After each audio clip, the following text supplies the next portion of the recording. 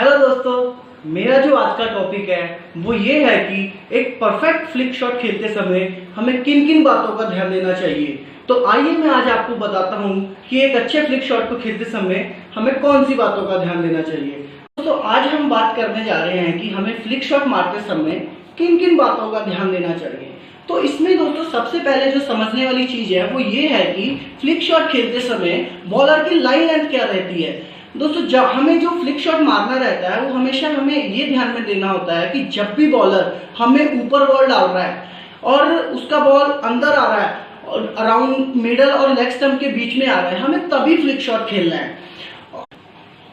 जैसे कि मैंने दोस्तों आपको भी बताया कि बॉलर की कौन सी लाइन को हमने फ्लिक मारना है। अब हमें ये समझना होगा कि फ्लिक मारते समय हमारी बॉडी पोजीशन, हमारी बैक पोजीशन, हमारी हेड पोजीशन क्या रहेगी। तो अब मैं आपको बताता हूँ दोस्तों कि जब भी हमें फ्लिक शॉट खेलना है सबसे पहले तो हमें ध्यान में ये देना होगा कि हमारी बॉडी पूरी तरीके से साइड ऑन रहे। और दूसरी चीज जो है कि हमारा जो बैट है, हमारी जो आर्म पोजीशन है वो बॉडी के क्लोज रहनी चाहिए और बैट जो है वो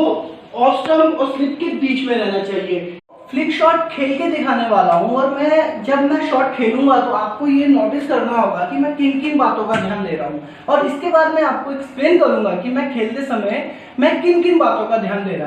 रहा था। दोस्तों आइए देखते हैं दोस्तों कि मैं खेलते समय क्या कर रहा हूँ।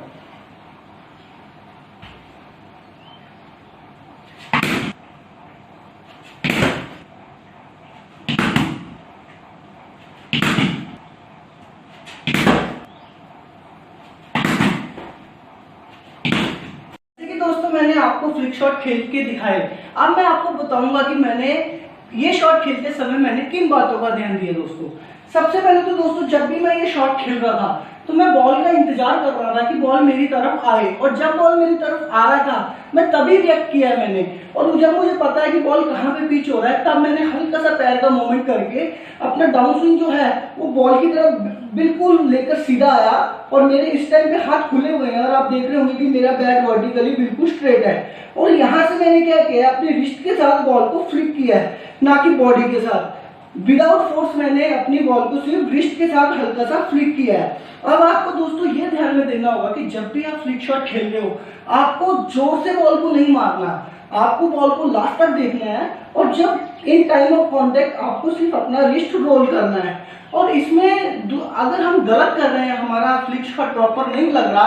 तो उसका यही कारण रह सकता है दोस्तों कि जब भी हम फ्लिक शॉट खेल रहे हैं या तो हम अपने पैर को बॉल तक ले गए हैं, जिससे क्या होगा दोस्तों हम लेट हो जाएंगे और बॉल हमारे पैर पे लग जाएगा। और दूसरा कारण जो दूसरी गलती रहती है वो क्या रहती है दोस्तों कि जब भी हम फ्लिक शॉट को मारने जाते हैं तो हम क्या करते हैं कि हमारा जो पैर है हम उसके टो को खोल देते हैं, यानी हम अपने पैर को ओपन कर देते हैं। जब हमारा दोस्तों पैर ओपन हो गया और हमारा बैट जब आगे आएगा दोस्तों तो हमारी बॉडी खुल जाएगी और उससे क्या होता है दोस्तों कि जब भी हमारी बॉडी ओपन हो गई तो जो हमारा बॉल का जो डायरेक्शन रहता है और हमारे जो बैट का फिक्स रहता है वो बंद हो जाता है, जिससे क्या चांसेस रहते हैं दोस्तों कि बॉल लटके हमारा जो है स्क्वायर लेग की तरफ जाता है, जो कि गलत है दोस्तों। अब दोस्तों आपको मैं ये बताना चाहूंगा कि फ्लिक शॉट खेलते समय हमारे डाउन स्विंग की क्यों वैल्यू है। दोस्तों डाउन स्विंग की वैल्यू ये है कि अगर आपका एक प्रॉपर डाउन स्विंग आ रहा है तो आप देखोगे कि जब मेरा एक प्रॉपर डाउन स्विंग आ रहा है तो मेरा वेट जो है ऑटोमेटिकली आगे चला गया, बॉल के ऊपर चला गया है और मैं एक प्रॉपर पोजीशन में खड़ा हूँ। अब इसमें दोस्तों अगर हमारा डाउन स्विंग प्रॉपर नहीं आता और हम फ्लिक शॉट की कोशिश करते हैं ट्राई करने की तो उसमें क्या होता है दोस्तों कि अब आप देखोगे कि जब मैं अपने डाउन स्विंग को नीचे ला रहा हूँ और मेरे अगर हाथ पूरे नहीं खुले तो देखो आपकी मेरा जो वेट है वो पीछे चला गया है, जिससे कि मेरा डाउन स्विंग कंप्लीट नहीं हुआ और मेरा बॉडी वेट पीछे चला गया है। और अगर मेरा डाउन स्विंग सीधा आ रहा है तो आप देख सकते हैं कि जो मेरा वेट है हाथ खुलते सारे मेरा जो वेट है वो आगे आ गया, बॉल के ऊपर आ गया और मैं अपने पैर पे फ्रंट फुट के वेट पे खड़ा हूँ। अब मैं आपको ये साइड एंगल से भी दिखाता हूँ कि जब मेरे हाथ खुल रहे हैं दोस्तों आप देखोगे कि हाथ जब खुल रहे हैं मेरे तो मेरा जो ऑटोमेटिकली जो हेड है वो आगे चला गया है, यानी बॉल के ऊपर चला गया है। और जब मेरा दोस्तों डाउन स्विंग में मेरे हाथ पूरे नहीं खुल रहे तो मेरा आप देखोगे कि वेट पीछे जा रहा है। तो आपको फ्लिक शॉट मारते समय ये ध्यान देना है कि आपका बैट कांटेक्ट टाइम तक बिल्कुल वर्टिकली स्ट्रेट और बॉडी के